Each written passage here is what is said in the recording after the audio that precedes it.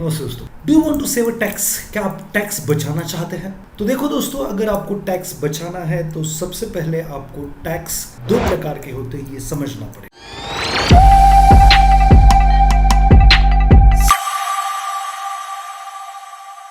कौन से प्रकार के होते हैं?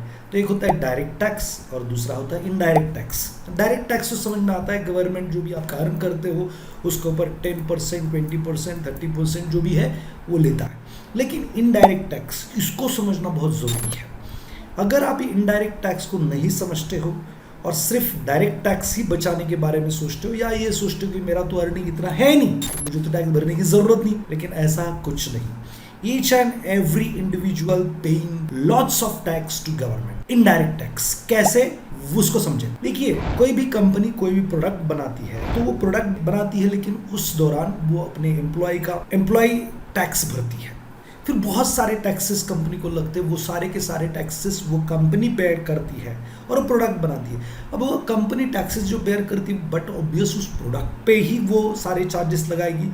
और एक्चुअल कौन भरता है टैक्स? वो सारे, तो कंपनी जो टैक्स भरती है वो सारे जो टैक्सेस है, वो चीज़ जो कंज्यूम करता है, खरीदता है, वो भरता है। मतलब देखिए, हमने कई 5-7 साल पहले, 10 साल पहले एक बार एक मैथमेटिक किया था जिसमें बहुत 10-15 प्रकार के टैक्स हुआ करते थे। 10-15 प्रकार के कंपनियों के लिए टैक्स हुआ करते थे। तो हमने अल्टो गाड़ी का एक एग्जाम्पल लिया था कि अल्टो उस वक्त तकरीबन 4 लाख में कुछ तो आती थी।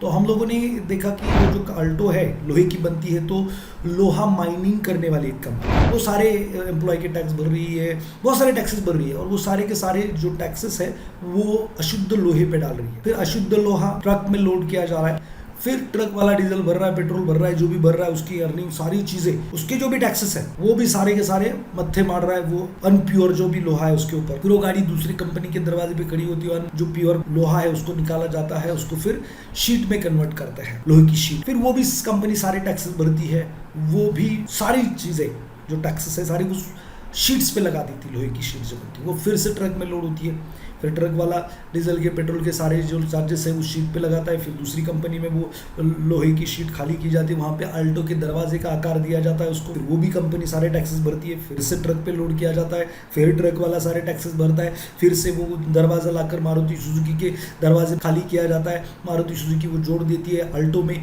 और फिर वो भी कंपनी सारे टैक्सेस भरती है, और फिर वो जो अल्टो है आप खरीदते हो। तो ऐसे टायर के साथ, क्लच वायर के साथ, हर चीज़ के साथ आप अगर देखेंगे तो एक्चुअल अल्टो कितने की और टैक्सेस कितने, ये सवाल आपको पड़ेगा।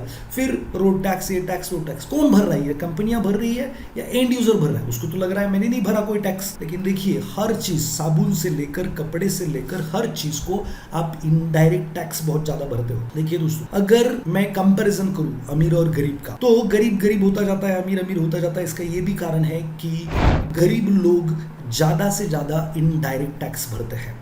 मतलब क्या कि उनकी अर्निंग पे 100% अर्निंग पे इनडायरेक्ट टैक्स लगता है, और जो अमीर लोग होते हैं उनकी समझ लीजिए 40%, 50% अर्निंग पे ही इनडायरेक्ट टैक्स लगता है। कैसे?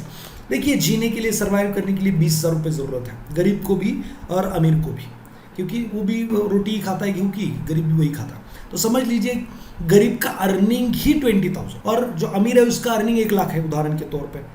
तो बेसिक नीड सर्वाइवल के लिए दोनों को 20-20 लगेंगे, लेकिन इसके जो 20,000 है उसकी टोटल अर्निंग है, तो ये टोटल अर्निंग का कंजम्पशन करता है, तो इनडायरेक्ट टैक्स ये 100% अर्निंग पे भर रहा है।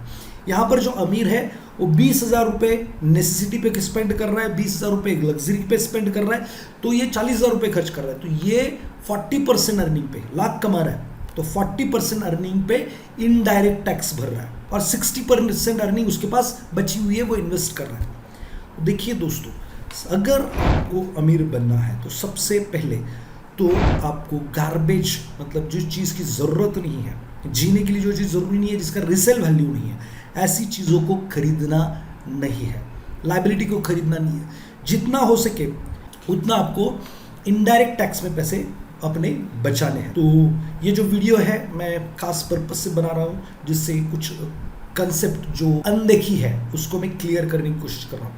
अगर ये वीडियो आपको अच्छा लग रहा है और सीरीज़ के और वीडियो सुनना चाहते हो तो नीचे कमेंट बॉक्स में ज़रूर डालें कि make more video, more clarity on this topic, तो मैं और इसके बारे में वीडियो डालूंगा।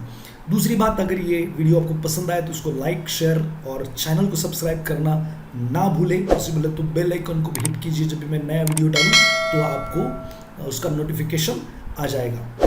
तो मिलते हैं नेक्स्ट वीडियो में, और कौन से टैक्सेस हम भर रहे हैं और किस तरीके से उसको हम बचा सकते हैं। तो थैंक यू वेरी मच, मिलते हैं नेक्स्ट वीडियो।